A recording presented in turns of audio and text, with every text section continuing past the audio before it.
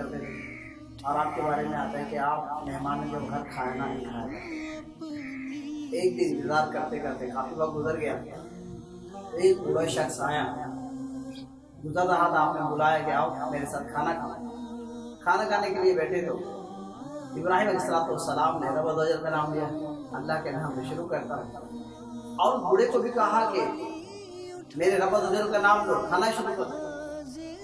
उसने कहा कि मैं तुम्हारे रब को नहीं मानता, मैं बुतों को पुजारी हूँ और मैं उसका नाम लेकर खाना नहीं खाऊंगा।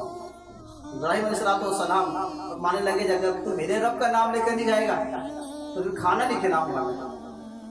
ठीक है, खिलाना खिला, तेरे लिए खाने के लिए मैं अपने पुराने दिन को नहीं बेच सकता। वो बूढ़ा उठा और वहां से चला गया। इब्राहिम अलैहिस्सलाम ये मंजर देख रहे थे तो मेरे रब अज़्ज़ल ने जिब्राइल अलैहिस्सलाम के जरिए वही भेजी और कहा कि तेरे पास बंदा आया और तूने उसे एक वक्त, मेरा बंदा आया और तूने उसको खाना नहीं खिलाया।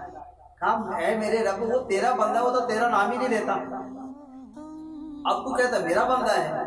कह रहे फरमाए कि बताओ उसकी उम्र क्या होगी। इब्राहिम अलैहिस्सलाम कमो बेश 80 साल उसकी उम्र होगी। कहा देख 80 साल से तेरा रब उसे खिला रहा है, तूने उसको मेरा नाम ला लेने पे उसे खाना नहीं खिलाया। कहा मैं तुझे खाना नहीं खिलाता। तो अल्लाह अकबर, इब्राहिम अलैहिस्सलाम ने जब ये मामला सुना तो फौरन घर से बाहर गए, उसको ढूंढना शुरू किया। पूरा दूर था, उसका आवाज देखिए आ जाओ मेरे साथ खाना खाओ। कहा कि हाँ मैं तुम्हारे रब का नाम नहीं लूंगा। कहा कि आ जाओ, ना लेना लेकिन आओ मेरे साथ खाना खाओ। कहा पहले तो बड़ा तुझे गुस्सा था, पहले तो बड़ा वो था कि मेरे रब का नाम लेगा तो खाना खाने दूंगा, और अब खुद ही बुलाता है। मैं कहा माजरे क्या मामला हुआ, इतनी सी देर में बात कैसे चेंज हो गई, तब्दील कैसे हो गई।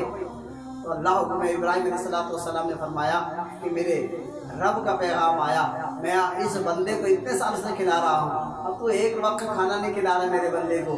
कहा कि तेरा रब इतना रहीम है, इतना करीम है, तो मुझे पहले कलमा पढ़ाओ और मुसलमान कर दो, कलमा पढ़ाओ और मुसलमान कर दो। तो बात मालूम हुई कि मेरा रब कितना करीम है, कितना रहीम है, और उस रब का कितना फजल है, कितनी रहमत है। तो हमें भी अपने इस्लामी भाइयों पर अपने अंदाज में